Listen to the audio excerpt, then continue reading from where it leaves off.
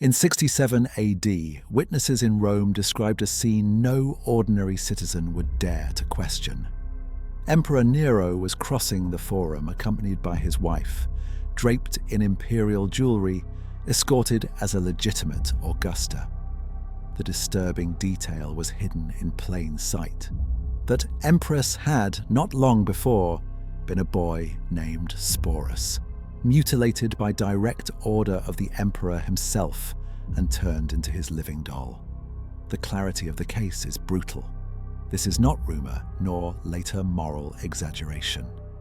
Ancient records confirm that Nero ordered Sporus to be castrated and transformed into a living substitute for his dead wife. A body reshaped to sustain the grief of a man who refused to accept death. But here is the detail that changes everything. This was not the end of Sporus's story. In reality, it was only the beginning of something far more degrading, something that continued even after Nero's death. And what the surviving records reveal about that final chapter is so disturbing that it nearly vanished from official history.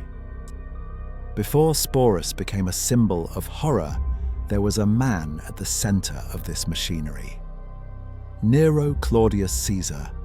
Augustus Germanicus did not begin his reign as a monster.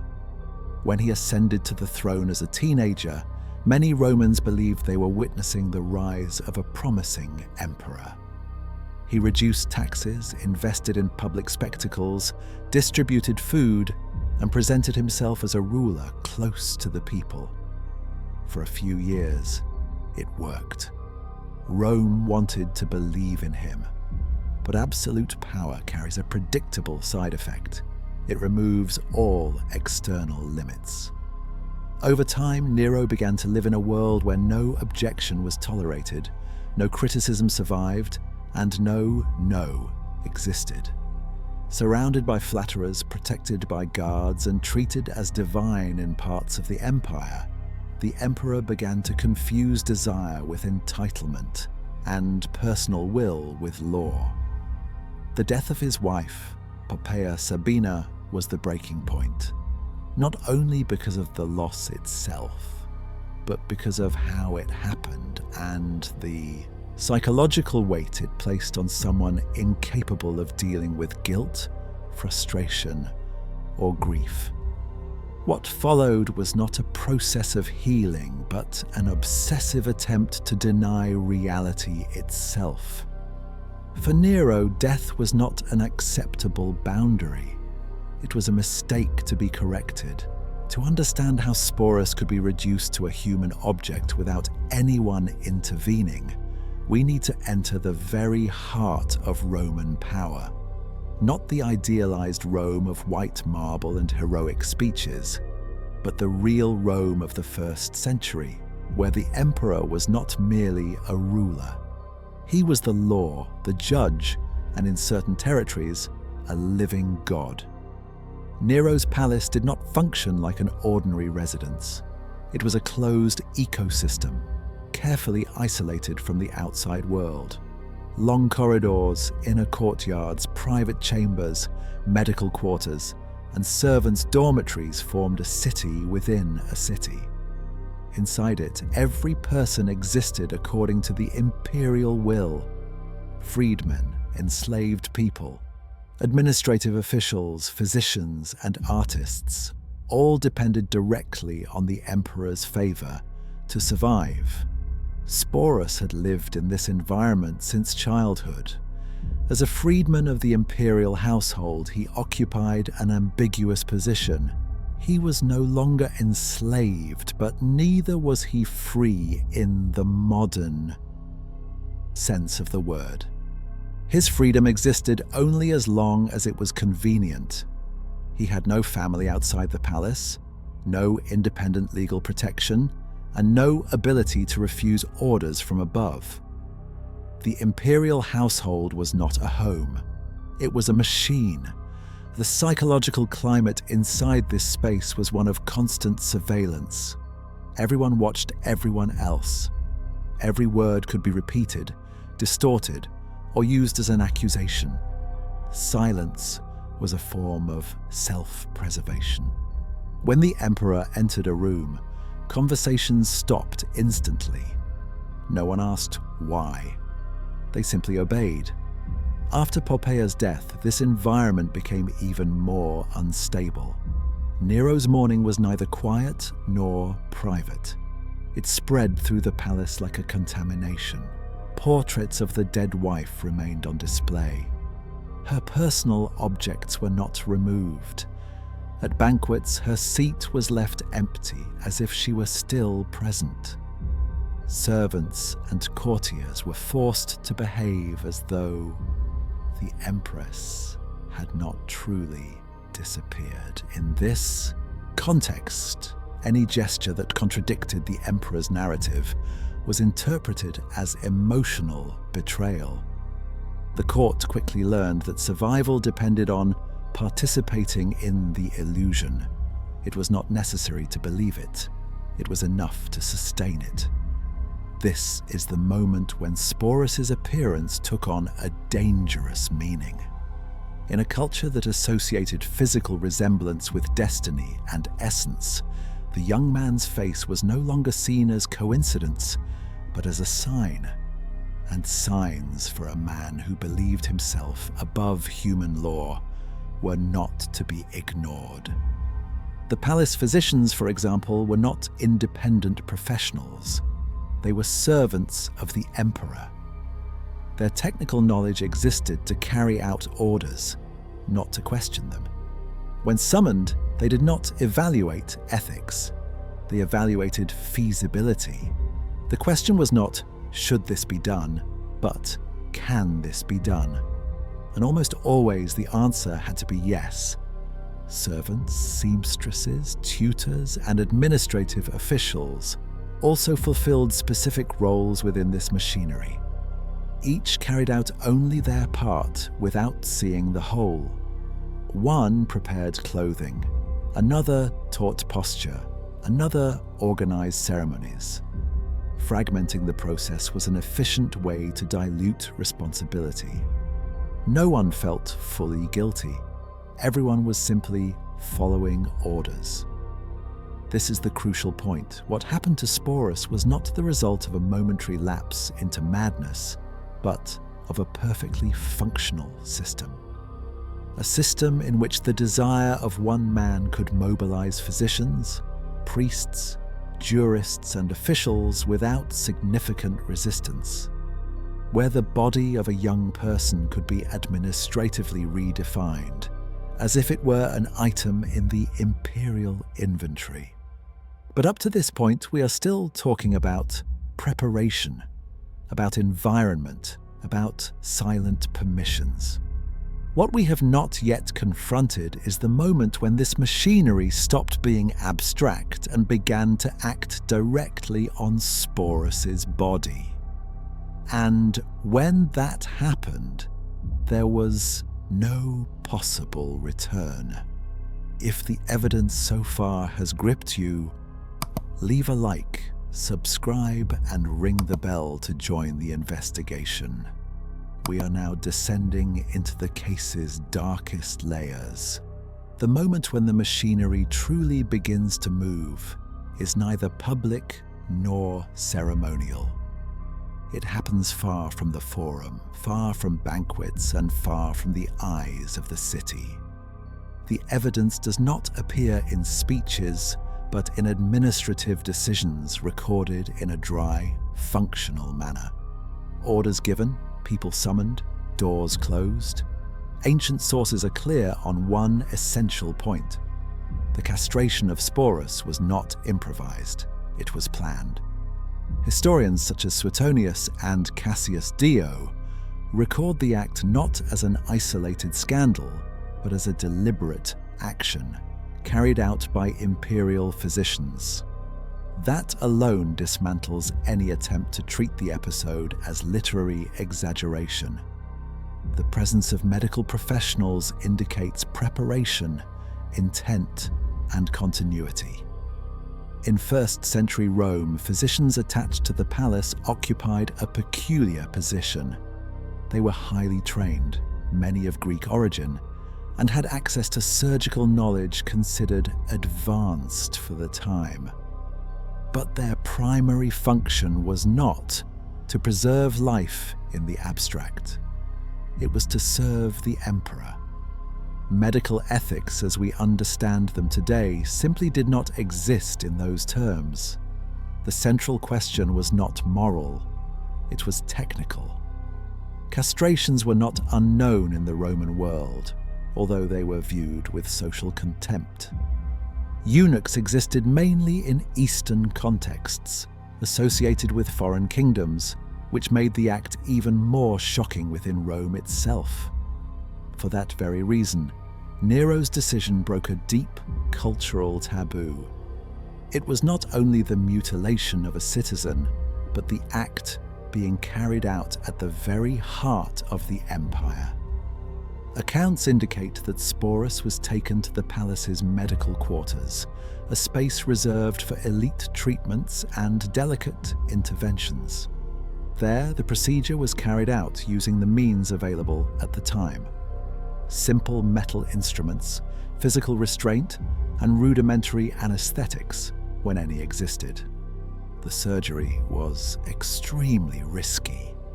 Infections, hemorrhages, and deaths were common. The fact that Sporus survived does not lessen the horror of the process. It only prolonged its consequences. After the mutilation, a second phase begins, equally documented but less discussed: social reconstruction. Sporus was not simply injured and discarded, he was reintroduced. He was given a new name, Sabina, and began to be officially treated as the emperor's wife. This required records, protocols, and the adaptation of the entire imperial household. None of this happens without bureaucracy. Servants were instructed on how to address him. Clothing was produced. Jewelry that had belonged to Nero's dead wife was reused. Tutors were assigned to teach behavior, posture, and etiquette. Every detail reinforced a clear message. Sporus's former identity no longer existed. The most disturbing evidence lies not only in the physical act, but in the normalization that followed. Banquets continued. Ceremonies were held. The court adapted. The unthinkable became routine. And the more time passed, the harder it became to admit that it was wrong, because admitting that would mean acknowledging one's own complicity. This is where the investigation reveals something essential. The crime was not only against Sporus, it was against the very idea of limits. When an emperor can redefine an entire human being without effective resistance, violence ceases to be an exception and becomes a method. But one fundamental piece is still missing. So far, we have discussed the how and the who. What we have not yet confronted is the psychological effect of this transformation. What it meant day after day to live as someone who officially no longer existed. Because the mutilation was only the beginning. The true captivity came afterward. From the moment Sporus officially ceased to exist, his life became a continuous enactment, not a metaphor, a literal, daily, uninterrupted performance. He was not merely dressed like Nero's dead wife, he was treated as if he were her, called by her name, presented as her, expected to react as she would have reacted. This is the point at which violence ceases to be merely physical or administrative and becomes psychological at an absolute level. Nero did not demand obedience alone. He demanded emotional coherence. When he spoke of shared memories with Poppaea, he expected recognition. When he mentioned habits, preferences, or intimacies, he expected responses that sustained the illusion. Any hesitation was interpreted as failure, and failure in Nero's presence was never safe. The sources describe an emperor swinging between extremes. At times, he treated Sporus with an almost childlike tenderness, covering him with gifts, jewelry, and attention.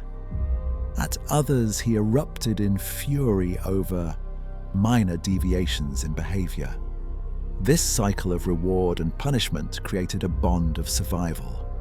For Sporus, pleasing the emperor was not a choice. It was the only way to remain alive.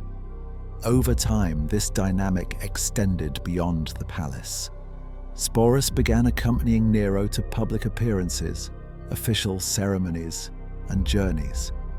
In each of them, the farce had to be maintained.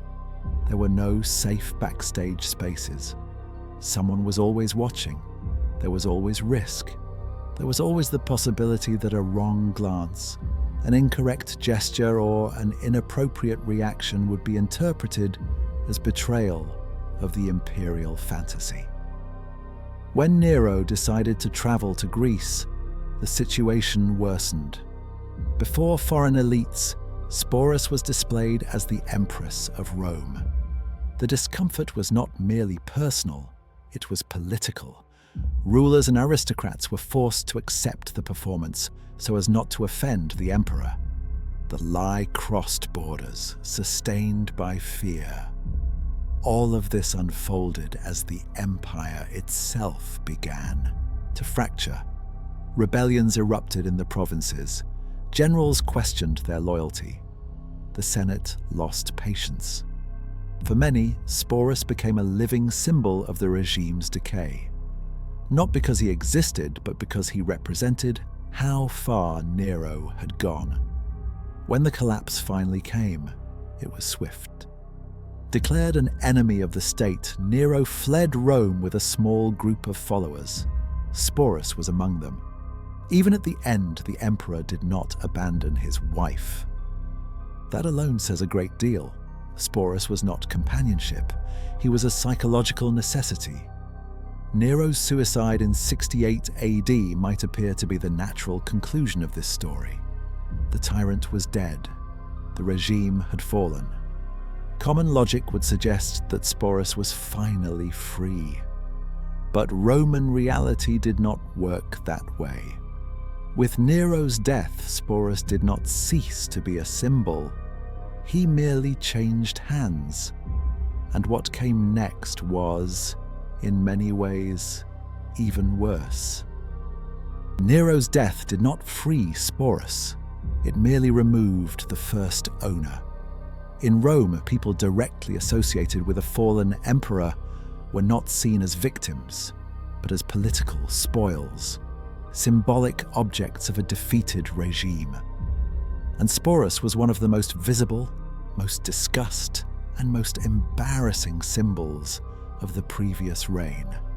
In the days following Nero's suicide, Sporus was immediately taken by men connected to the new power. There was no public inquiry, no concern for his physical or mental condition. He was transferred as if he were part of the imperial inventory, a possession to be managed, not a person to be heard.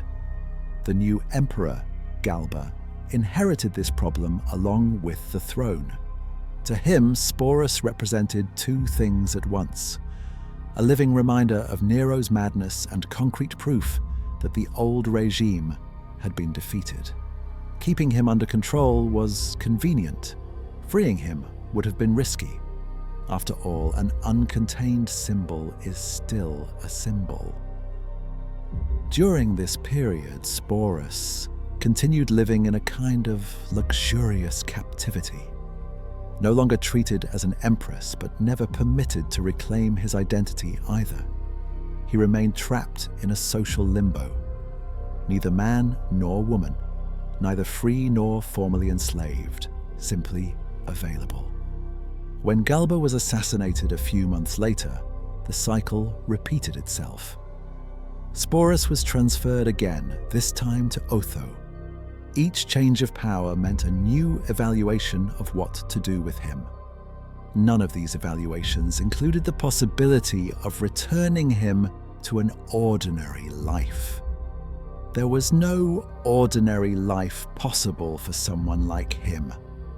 Otho, according to ancient accounts, showed a degree of caution. Perhaps because he recognized the danger of becoming too closely associated with symbols of the past. Perhaps because he sensed, however faintly, the extent of what Sporus had endured. But this relative restraint did not last long. Otho also fell. And with his fall, Sporus once again became a bargaining chip. It was then that Vitellius came to power. Unlike his predecessors, he did not see Sporus as a problem to be managed, but as an opportunity. To Vitellius, Sporus's body did not carry shame.